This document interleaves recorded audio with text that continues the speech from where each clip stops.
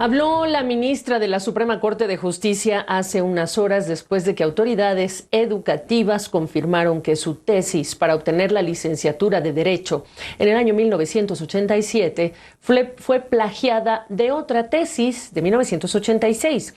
Yasmín Esquivel dice que no renuncia, que no tiene de qué avergonzarse. Las autoridades de educación del país, la Secretaría de Educación Pública y la UNAM, la casa de estudios más antigua de lo que es este país y el continente, pues también dicen que no pueden hacer mucho más porque jurídicamente dicen no están facultadas. El tema además se ha complicado porque para el presidente López Obrador, el rector de la UNAM evade su responsabilidad en este caso. Pero ¿qué nos dice Jorge Castañeda, ex canciller de México, colaborador de CNN? ¿Cómo estás? Hola Gaby, ¿cómo te va? Qué gusto saludarte. ¿Qué dices, Jorge?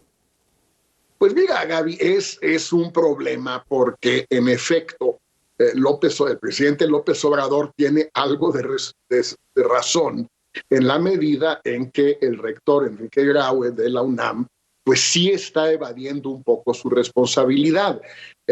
La rectoría le pidió al abogado general de la UNAM hace ya varios días que diera una opinión jurídica sobre si el estatuto de la UNAM le permite o no retirarle el título a alguien que cometió plagio.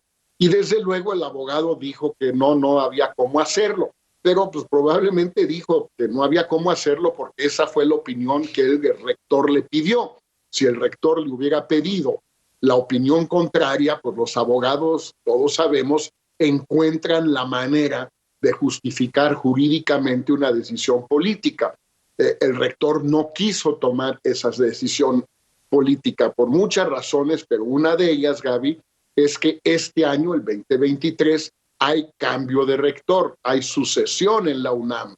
El rector Graue no se puede volver a presentar y esta es una lucha política entre distintas facciones dentro de Morena y fuera de Morena, el partido de gobierno, para ver quién queda en un puesto muy importante en México. La rectoría de la UNAM es un puesto político muy importante. Entonces, todo esto se ha mezclado. ¿Qué es lo que sucede? El rector le mandó la bolita a la SEP, a la Secretaría de Educación Pública, diciendo quítenle la cédula profesional. El gobierno del presidente López Obrador respondió, no nos toca a nosotros quitarla. Si ustedes le quitan el título, nosotros le quitamos la cédula, pero no podemos quitarle la cédula si el título sigue vigente. Y en esas estamos, Javi.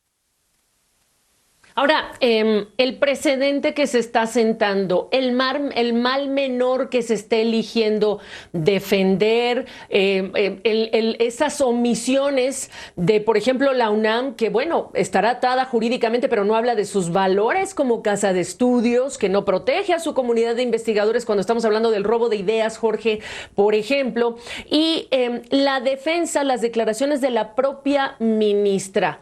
¿De qué estamos hablando como un precedente que se está materializando? Pues un precedente muy grave, Gaby, porque en efecto no parece haber consecuencias por haber cometido, en todo caso, un acto inmoral, indebido y en muchos sentidos ilegal, por lo menos en lo que se refiere a la UNAM.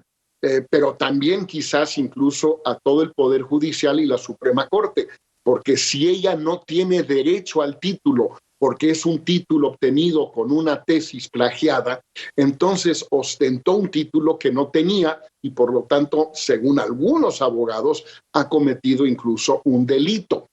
Lo que mucha gente espera, Gaby, abogados y gente conocedora de la Suprema Corte, es que los demás ministros, los otros 10, quizás no todos, pero por lo menos 8 de entre ellos, aplicándole una especie de ley del hielo a la ministra Esquivel, la lleven, la orillen a que finalmente tenga que renunciar o pedir licencia.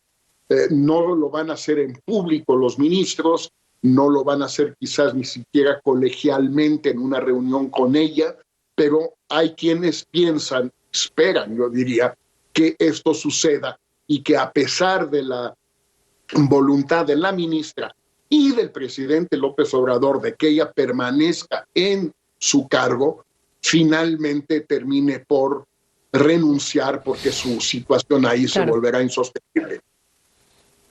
Pues qué lamentable, Jorge. Realmente es lamentable por el presente que siente en un país donde la impunidad es altísima.